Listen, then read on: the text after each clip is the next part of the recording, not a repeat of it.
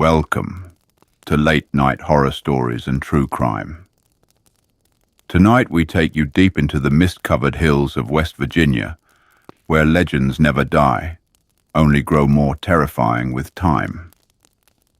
This is the story of the Flatwoods Monster, a towering, otherworldly figure born from fire in the sky, a creature that doesn't kill with claws, but with something far worse: sound, thought, and fear itself.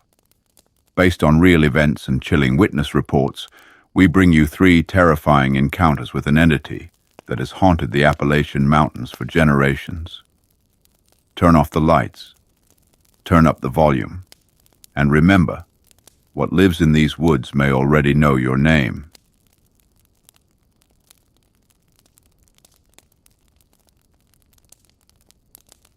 Welcome to the mountains. Where the trees grow tall, the hollows run deep, and the dark has a name. In the heart of Braxton County, West Virginia, locals still whisper about what descended one night in 1952.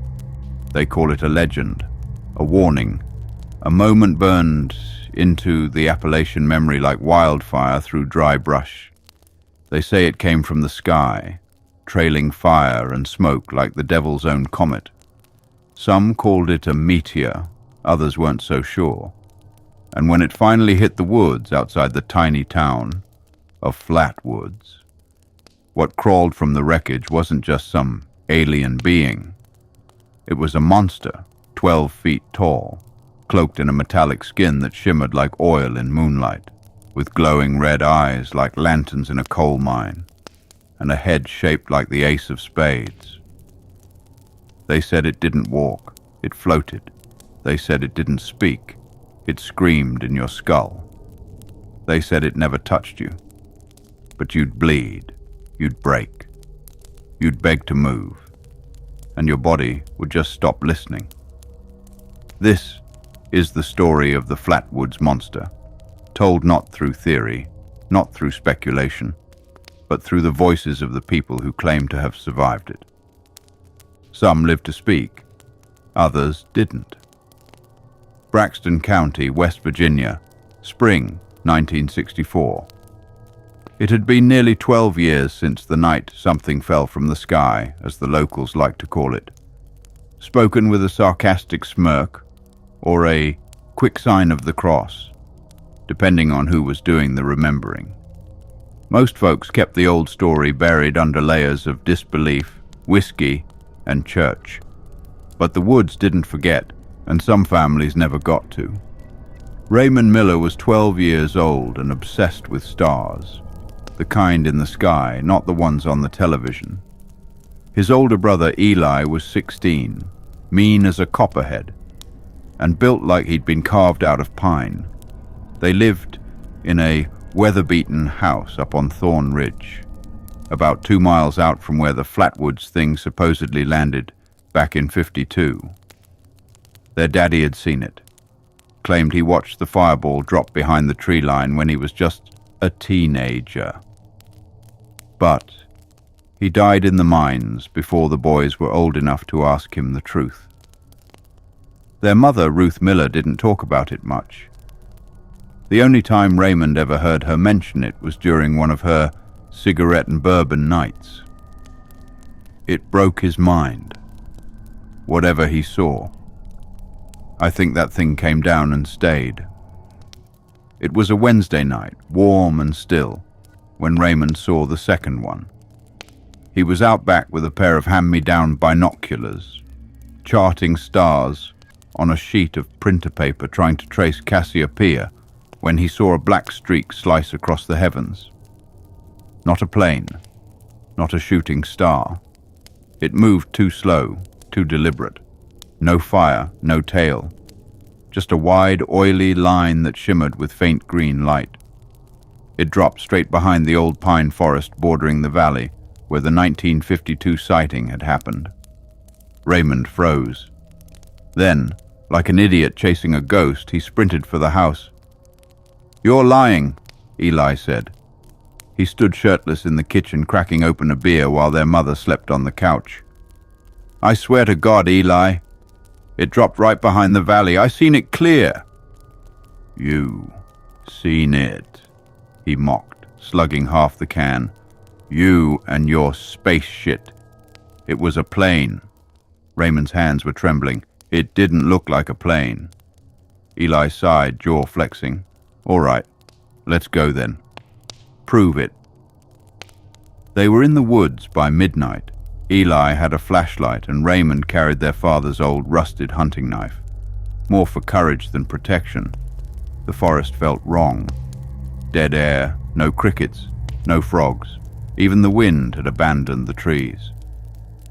They reached the base of the old hollow where the 1952 impact site supposedly was.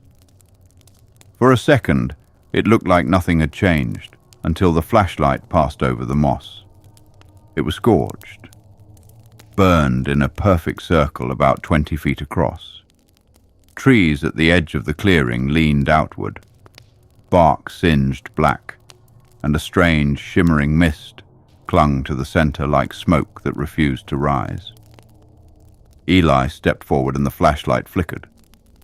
"Batteries are fine," he muttered, tapping the casing. "What the hell is this?" That's when the sound came. A low, bass-thick hum, like a swarm of bees if the bees were the size of refrigerators. It wasn't in the air. It was in their skulls. Raymond fell to his knees, clutching his temples. His nose exploded with blood. Eli dropped the flashlight. It shattered on the rocks. The mist parted. It rose from the center of the clearing like a goddamn elevator out of hell. 12 feet tall, floating, no legs, no face, just glowing red eyes in the black shadow beneath a spade-shaped head. Its cloak shimmered like metal dipped in tar. Clawed arms extended outward, fingers like twisted antennae. It didn't move. It didn't speak. But the humming intensified. Eli tried to run. He turned, got 3 steps, then stopped mid-stride, paralyzed. His whole body trembled as if being held in a vice grip by invisible hands. Then came the crack. Not from a branch, not from the ground, from Eli's ribs. Raymond watched, helpless, as his brother's chest folded inward like paper. Blood bubbled from Eli's mouth, his eyes wide with horror. Another snap, then another, then silence. Eli dropped like a sack of flour. Raymond screamed. He couldn't move either, not at first. His body felt like it weighed 1,000 pounds. His vision blurred. He felt something inside him, like fingers reaching into his thoughts, dredging up memories, fears, guilt. "You left the door open the night the dog ran off. Your mother cries herself to sleep when you pretend not to hear. Eli always hated you." Raymond's screams became sobs. Then, just as suddenly as it appeared, the monster sank back into the mist. The humming receded. The pain left with it. When he woke up, it was dawn. Eli's body was still there, bloated and blue, ribs shattered inward like a crushed can. Raymond stumbled through the forest like a ghost, collapsed on the highway, and was found by a trucker who took one look and said, "Something broke that boy." The town blamed a bear attack. They always do. The coroner claimed massive thoracic trauma consistent with a fall or animal impact. But no bear breaks every rib clean inward without leaving a single claw mark. Raymond wouldn't talk for a year. When he finally did, they called it a hallucination, PTSD, imagination. But he drew it, again and again. The same shape, the same spade-like head, the red eyes, the floating form. And he was never the same, never left the house again, never looked up at the stars.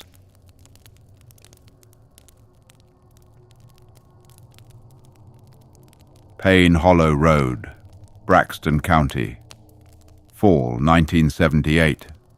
You'll hear stories in these mountains, stories older than asphalt and older than God, some will tell you. Stories wrapped in smoke and soaked in superstition. But there's one you'll hear only in whispers, when the fire's down low and the bottle's passed halfway around. The story of the woman who never left her house after the leaves turned red. They called her Miss Beverly Mays, the widow of Payne Hollow. And if you ask anyone in Braxton County, they'll tell you she was touched. Not slow, not dim, not like that. She was marked, like the monster had left some piece of itself in her. She was 72 when she gave the interview. Frail, paper-skinned, and staring just past your shoulder when she spoke, like she could still see it, like it was behind you, listening. "I never meant to be alone," she said, hands shaking over her teacup. "But some things don't give you a choice." She wasn't always reclusive. In the 50s, she was a church pianist, ran the food pantry, married a coal man named Leonard Mays. They had a daughter, a little one who died at 7, buried just past the willow tree, behind the house. A fever, they said. Leonard didn't last much longer. He shot himself with a rusted deer rifle 2 weeks later in the barn. The note just said, "I saw it." Beverly never remarried. She never moved. She just lingered. The event came in October. The trees were fire red gold, bleeding into each other like a watercolor dream. Beverly had migraines that week, splitting electric pain behind the eyes like someone drilling into her skull. She said it always got worse before it came. That night the power went out, wind still, moon high. No sound but the creak of the porch swing and the whine in her ears. Then the house began to tremble. Not like an earthquake, like a frequency. Like the walls were humming. Like the nails in the beams were vibrating out of place. She staggered from her bed, bare feet on cold wood, and reached the kitchen window. The whole back field behind the willow was glowing faint green, like the northern lights had come to West Virginia. And rising from the glow, it came again, the Flatwoods Monster, 12 feet tall, same towering black slick body, same glowing red eyes that looked like furnace doors opening in the dark, the same spade-shaped head, wide, domed, impossible.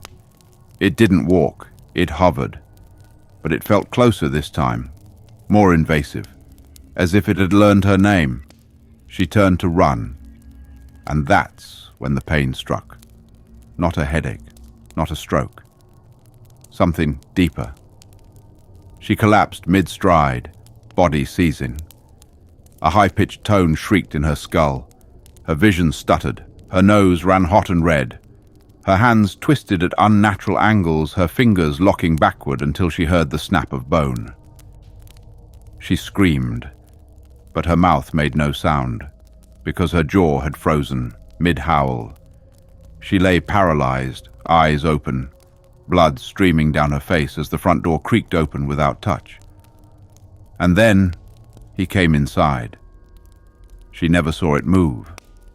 It just appeared. One moment it was at the porch, the next, it was in her parlor, gliding above the floor, arms spread. She could feel it speaking. Not words, thoughts, dark ones. It plucked through her memory like fingers through a photo album. You blame yourself for the fever. You left her window open that night. You begged God to take someone, anyone else. Your husband knew the truth. The pain was exquisite. Her skull felt like it would split. Blood leaked from her ears. Her teeth cracked. And then, just like that, it was gone. The monster drifted backward through the open front door and vanished into the glow. The field went dark. The humming stopped. She lay there staring at the ceiling, unable to move for 9 hours. When the sun finally rose and the police broke in, she was still on the floor. The doctors called it a seizure, said the broken fingers were a fall injury.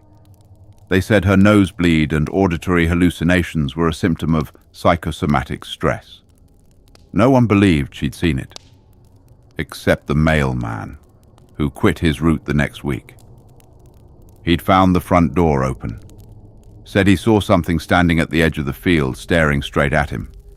He wouldn't describe it, just said, "It wasn't from here."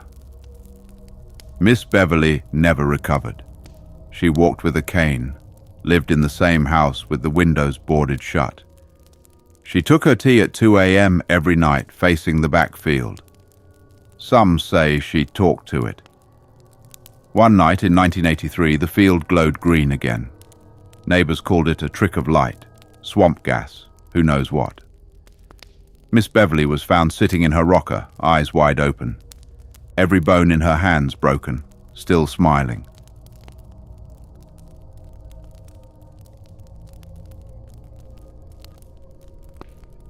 Cranberry Wilderness, West Virginia, summer 1991. There's a fire tower buried deep in the backwoods of the Monongahela National Forest, 27 miles from the nearest paved road. Locals call it Dead Man's Toothpick. A rusted skeletal frame that juts up through the tree canopy like a forgotten relic of a time when the world still cared about watching for flames. They don't man it anymore. Not since the summer of 1991. Not since the fire tower incident. The report never made the news. It should have. But these mountains have a funny way of swallowing stories whole. Things get buried in paperwork. Men get buried in pine boxes. And the rest gets whispered when the cicadas go quiet and the sky burns red. That summer, 2 rangers were stationed there for a 3-week rotation. Isaac Ike Calhoun, 34, 10 years in forestry, war vet, quiet, dependable. Had a dog named Charlie and a wife named Grace. Mark Dooling, 27th smartass, foul-mouthed, chain-smoked Camel lights like it kept him breathing. But a good ranger, young, strong, still full of what if. They hiked in on July 12th, radioed base to confirm arrival. Tower check-in every 24 hours. Everything was fine for 4 days. Then the lights started. July 16th, 10:17 p.m. Ranger Dooling logs an aerial anomaly in the journal. Bright green light moving slow across Southern Ridge. No engine noise. No FAA strobes. Not a plane. Ike says maybe a flare, but this thing ain't dropping. Just hovering. Lasted about 90 seconds, then blinked out like a goddamn light switch. July 17th. No contact. Radio static. HQ assumes a storm or damaged equipment. July 18th, 4:41 a.m. The call comes in, just breathing. Long, panicked. Then one word distorted through static. Eyes. Then silence. The search team didn't arrive until that afternoon. What they found became legend. The tower was intact. Door open. Equipment scattered. Both sleeping bags zipped and empty. Half-eaten cans of chili on the table. And on the floor, blood. A lot of it. More than any man should be able to walk away from. They followed a trail of red down the spiral steps into the woods, about 60 yards in, and found Mark Dooling. Dead. His body twisted like he'd fallen from the tower, but there were no broken bones, no lacerations, no bruising from impact. Just one horrifying detail. His eyes were gone. Not torn, not gouged. Evaporated. Sockets blackened. Burned clean like someone had flashed a welding torch straight through his skull. He'd bled out from the head, lips curled, expression fixed in frozen terror. They found Ike Calhoun 6 hours later, naked, kneeling in a dried-up creek bed, muttering the same phrase over and over again. Don't look at it. Don't look at it. Don't look at it. He was blind. His optic nerves cooked from the inside out. MRI scans showed abnormal lesions in the frontal lobe, regions associated with memory, perception, and fear. He never spoke again, except once. A nurse at the state facility wrote this in a private letter. I went in to check his blood pressure. He hadn't moved all day. Then, without warning, he grabbed my wrist. His grip was like iron, and he looked at me, but there were no pupils, just white. He said, "It comes in light. It thinks like a god. It doesn't need hands to hurt you." Then he let go. I quit the next day. The official report says electrical trauma, lightning strike, severe weather stress event. That's government speak for we have no goddamn idea. No one mans the fire tower anymore. The trail is blocked. The access road torn up. There's a faded US forestry sign nailed to the base. Area closed, structural hazards. But the tower still stands, and some nights they say you can see a faint green glow through the treetops. Follow it if you want, but don't look at it. I separate events. 3 different decades. One monster. No footsteps, no handprints, no physical assault. Only pain, only paralysis, only death. It doesn't touch you. It doesn't have to. It knows you, your fears, your regrets, your secrets. And when it comes, it doesn't leave scars on your skin. It leaves them in your mind. The Flatwoods Monster may not have crawled from hell, but it sure as hell brought a little piece of it with it. Thank you for joining us this evening on Late Night Horror Stories and True Crime. If tonight's story sent chills down your spine, please hit the like button, subscribe to the channel, and turn on notifications so you never miss an episode. Share your thoughts in the comments. Have you ever seen something unexplainable in the woods? We'll be back soon with more terrifying tales from the dark corners of America. Until next time, stay safe out there. And whatever you do, don't look into the light.